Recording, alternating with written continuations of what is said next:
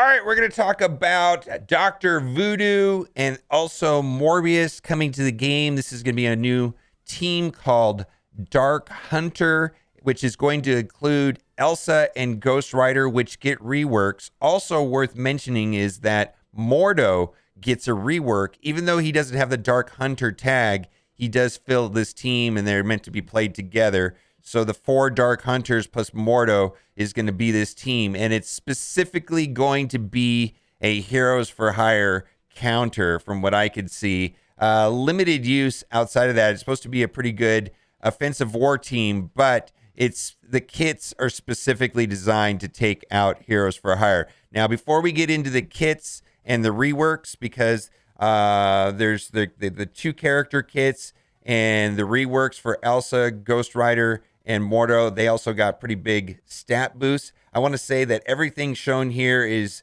provided by the developers, subject to change. This is beta gameplay footage, so take it with a grain of salt. And when it actually comes to the game, that's what you know how it actually will play out, which, the patch is supposed to be tomorrow, so we're going to see how it goes. First thing first, Morbius is a villain, city controller, mystic, Dark Hunter. We want to go to his passive because his passive really shows how he can beat the team. The passive, the living vampire, gain 30% piercing, gain 20% drain for self and Dark Hunter allies. Now here's the thing. On war offense, on spawn, if this character has 3 or more Dark Hunter allies, apply blind to the 4 highest damage hero city enemies. And so what that means is that if you're fighting up against Heroes for Hire, we've got some footage right here. Basically, the entire team on spawn is going to have blind except for Luke Cage,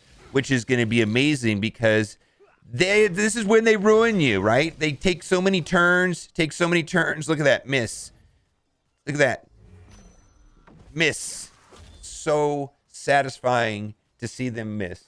If this character has 4 more city enemies, Hero City enemies, gain 300% focus and gain 30% damage for self and Dark Hunter allies. Now, this is where it gets really interesting, is on his ultimate Nocturnal Feast right here, which is going to go off turn 1. It says energy cost 5/7, but he's going to get energy from Dr. Voodoo on turn 1 on spawn. So he's going to get energy so he can actually do this turn 1. And this is going to go off, and this is going to apply not only a bunch of negative effects and flip them, but it's more importantly, it's going to apply trauma. Here it is right here. Trauma and heal block, which is going to get rid of that pesky charge mechanic once they go into yellow. Now, they have to go into yellow for the charge mechanic to get whittled down. And this works exactly the same as Heroes for Hire, trauma plus heal block. Now, the primary target on this attack does get disrupted.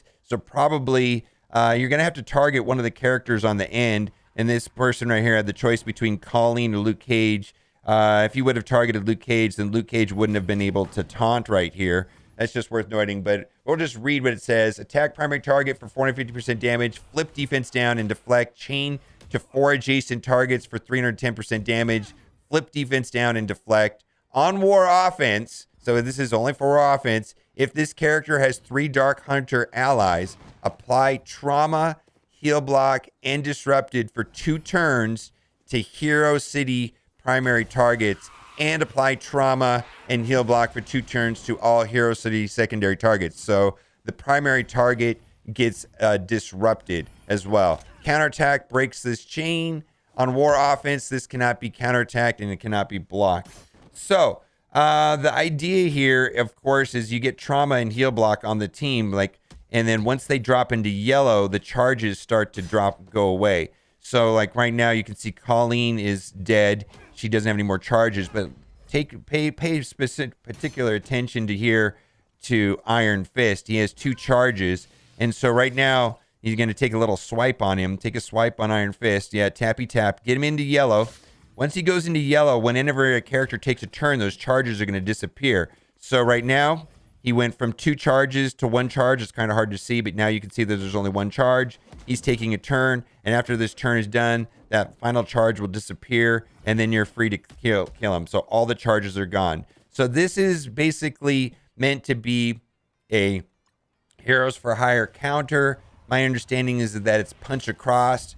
They said that it's going to be a tricky match to punch up. And then Dr. Voodoo just went there and finished off the match.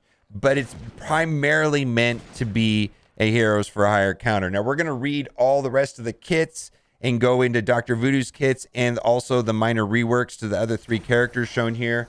In the background, we'll play some footage so you can just see the animations and all that. And this is up against a strange team composition. Kind of confuses me a little bit right here, but we're just going to throw it up on the screen.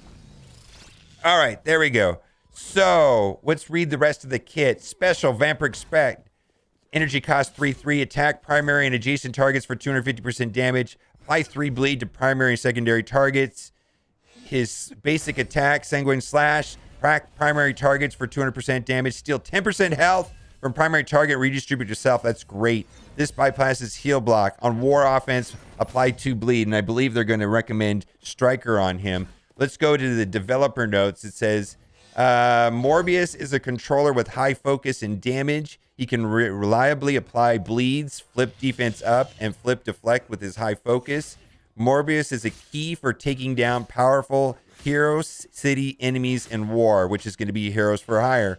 His ISO 8 recommendation is Striker. This is especially powerful on Morbius since all of his bleed effects and health steal are also applied in his ISO bonus attack.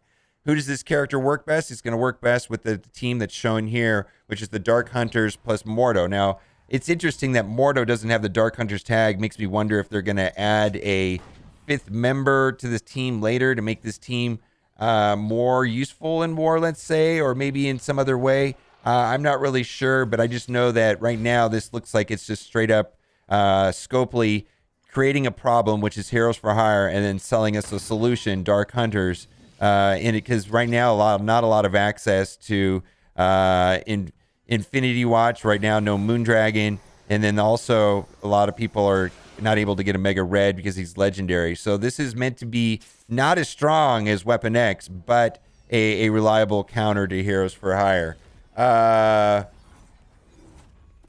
Who does his character work best with? Dark Hunters. Activate his most powerful anti-hero city abilities, and with massive amount of negative effects that Morris puts out his synergies quite well with Ghost Rider's speed bar mechanic on his passive, which gives you get whenever you apply negative effects, Ghost Rider gives speed bar to the team. Let's go over to Dr. Voodoo. Hero, Global Support, Mystic, Dark Hunter. We're going to skip over to this passive first. I don't know how to say that. Hungan Supreme, I guess. Gain 5% speed for each stack of Death Proof up to a max of 25. When this character drops below 50% mass health, gain 1 Death Proof up to a maximum of 5. When any ally dies, gain a Death Proof up to a maximum of 5 and apply offense up to self and all Dark Hunter allies.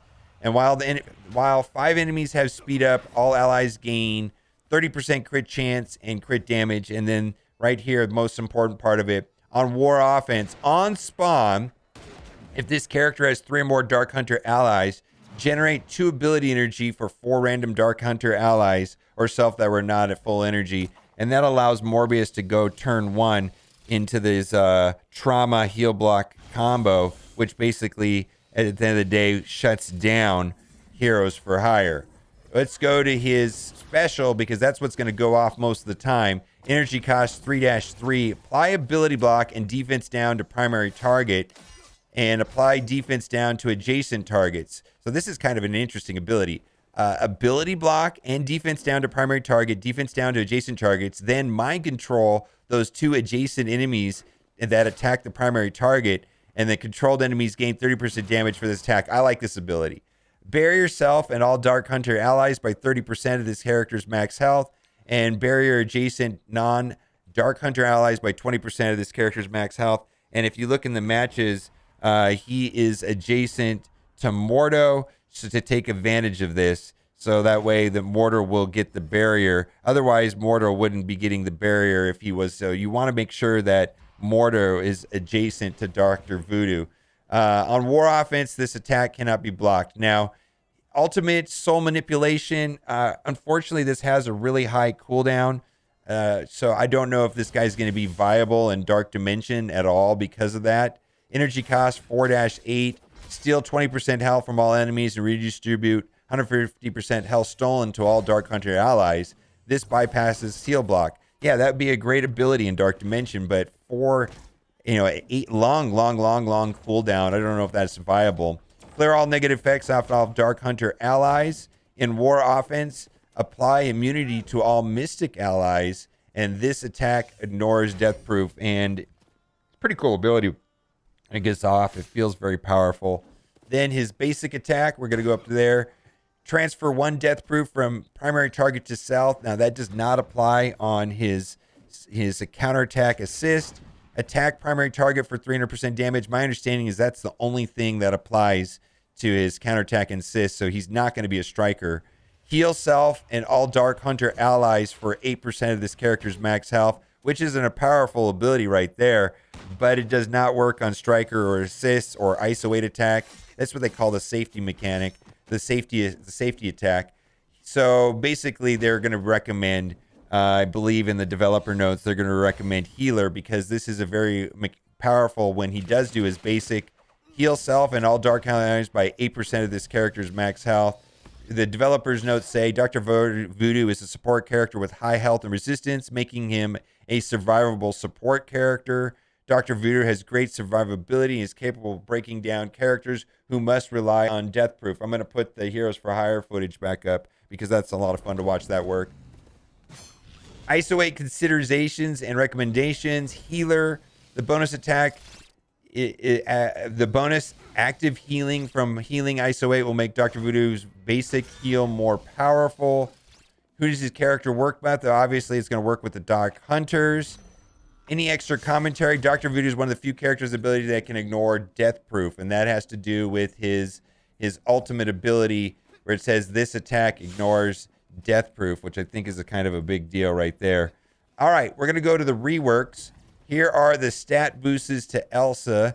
Basically, pretty big stat boost, 32, 29, 50% armor, 4% focus, and 29% resistance. And then her abilities get more damage. Like her basic does more piercing, her special does more damage. Her ultimate, though, gets a significant modifications, and it's a little bit nicer. Basically, it does a lot more damage per supernatural or Dark Hunter ally. That was boosted up to 45% more damage. And when in the footage, when I was looking at it, it looked like she does an insane amount of damage. Also added to this, characters killed by this attack cannot be revived. In War Offense, this character has 4 or more Dark Hunter allies. It cannot be blocked. All right, so Ghost Rider. And then the rest of her abilities, they add it so that she works the same in this team as she does outside of the team when she was in the old Supernatural team. Ghost Rider. Stat increases. Pretty big stat increases to bring him in line to make him playable. 15% health, 20% damage, 57% armor, 30% focus, 36% resistance. He gets an upgrade to his ultimate where it can, if it's charged, it cannot be blocked. And then basically they add the Dark Hunter tag wherever it says Supernatural, so that way he plays the same as he did when he was in the Supernatural team. And then they also, as far as his boost to himself, it used to be 30% focus, and now it's Mystic. Not only does he give himself 40% focus instead of 30% focus, Mystic allies also gain 40% focus, where before that was 30%. Now, Mordo does not get the Dark Hunter tag, but they were pretty adamant that this is going to make the best team right here.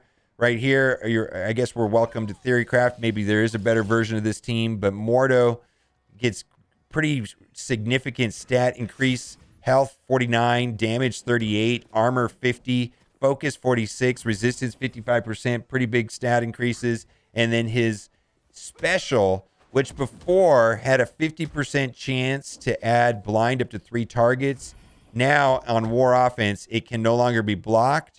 And if the character has 4 or more Mystic allies, the chance to blind additional targets increases to 75%. So there you go. So I guess the long and the short of it is that this is a anti-Heroes for Hire team. My understanding is that it should punch across. And I'm hopeful that we will be able to find a way to punch up. They said that if a skilled player should be able to punch up, but really the team is designed to punch across Heroes for Hire. Let me know what you think in the comment section. Is this something that is of interest to you? I feel like Weapon X is going to be pulled away from Heroes for Hire because whenever we come across Dormammu's, usually Dormammu requires Weapon X to be the counter, and then who do you attack Heroes for Hire? Sometimes you can use Infinity Watch, but this will give basically three counters to Heroes for Hire. Infinity Watch, which is not a hard counter. Weapon X, which is a hard counter. This looks like to be a hard counter, and I think that is a good thing because I am not a fan of Heroes for Hire. All right, guys, let me know what you think in the comment section, and as always, thanks for watching, and keep on gaming.